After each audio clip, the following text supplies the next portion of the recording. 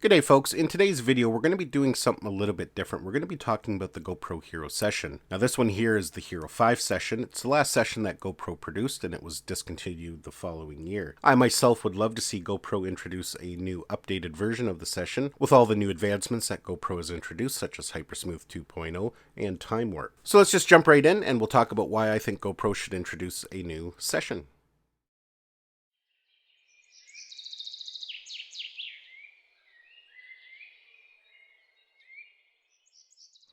So the original GoPro Session was launched back in 2015, and it became known as the Hero 4 Session because that's when the Hero 4 Black and the Hero 4 Silver were the most recent cameras. What made the Session really interesting when GoPro first introduced it was its radical new design. It was the first camera that GoPro released that was completely waterproof all on its own. You didn't have to use an external housing, and the look was quite dramatically different from anything GoPro had released previously. It was built to be durable, shockproof, and have a nice small form factor so you could easily capture life's adventures without carrying a large camera around with you. Now I can't quite remember, but I do believe the original Session could only record at a maximum resolution of 1440. If I'm wrong, correct me down in the comments. But when they launched the Hero 5 Session, which is what I have here, they introduced 4K recording. Now obviously the Hero Session was not a big seller for GoPro because the following year, when GoPro released the Hero 6 Black, they dropped this down as their entry-level camera and they didn't develop a new one. The Hero 5 Session was the last session that was produced. The year after that, when GoPro introduced the Hero 7 Black, the Hero Session was completely discontinued. So that just shows you it wasn't a great seller, because if it was a good seller and was making GoPro a good profit, they wouldn't have discontinued it and they would have continued development of it. Now a lot of things could have contributed to the poor sales of the Session.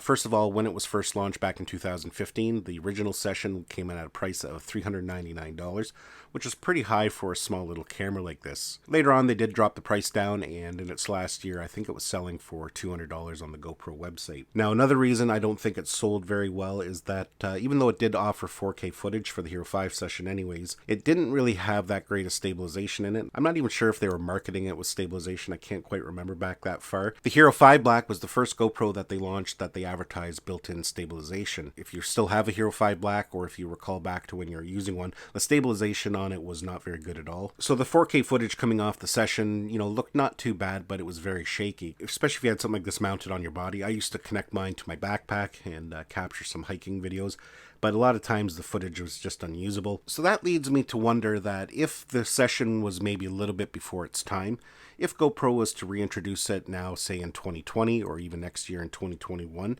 with all the new advancements that GoPro has made, I wonder if they kept the price reasonable, if this would sell a little better. A camera of this size with HyperSmooth 2.0 or maybe even perhaps 3.0 by then, if it had all the capabilities of nighttime photos, night lapses, star lapses, hyperlapses, if it could do all of that and still retain a nice small form factor, I think it would do quite well. Another thing that people didn't like about it is that it had this very small screen that was just text-based. It was kind of like some of the original GoPros where you would just kind of scroll through some different menus, but it was kind of tricky to do on the Session, especially if you needed to change things quickly on the fly. Now you could connect it to a smartphone, to the GoPro app, and change it that way, but that's not always convenient. Now one thing they could do is introduce a touchscreen on the back of the camera. There's actually a fair amount of real estate that a small touchscreen would be feasible. If you take a look at something like the Osmo Mobile, it actually has a very small screen, but it's quite usable. It gives you a little bit of a preview of what you're filming, and it has a full touchscreen that you can go in and change all the settings. Having a little screen like that on the back, allowing you to go in and adjust your settings easily, I think would be a big improvement. Also, if they ditch the frame, kind of take cues from the Hero 8 Black and have folding mounts on the bottom,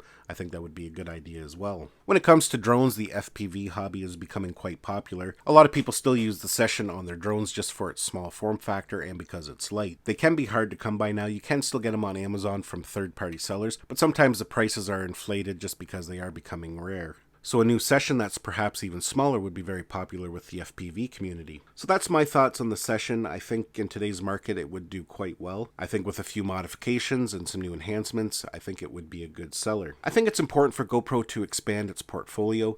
Right now they have very limited products that they sell. I know GoPro sells all their mounts and lifestyle gear now that they have, but I think having a good solid portfolio, different types of cameras for different types of users. If you look at a company like DJI, they're very diverse. You know, they sell cameras, stabilizers, different types of drones, agricultural drones, consumer drones. I think GoPro needs to diversify and offer different types of products for different types of users. In fact, I wish GoPro would also bring back the Karma. I think they gave up on that a little too soon. It definitely had its problems, but the core drone was actually quite good. I still actually have mine, and I still fly it once in a while. It's quite large and bulky, but the footage you can get with the Hero 7 Black is actually quite nice. If they had stuck to it, we'd probably be on a generation 3 or 4 of the Karma, and I'm sure things would have changed quite a bit. If they had shrunk it down in size, maybe had a dedicated camera, not a GoPro on it, I think they could have been a real contender and a real heavyweight in the drone space. So anyways, folks, those are my thoughts on the Hero Session. I would love to see GoPro bring it back. I want to thank you for watching this video. I'd like to hear your thoughts down below. Did you own a Session? Did you like it?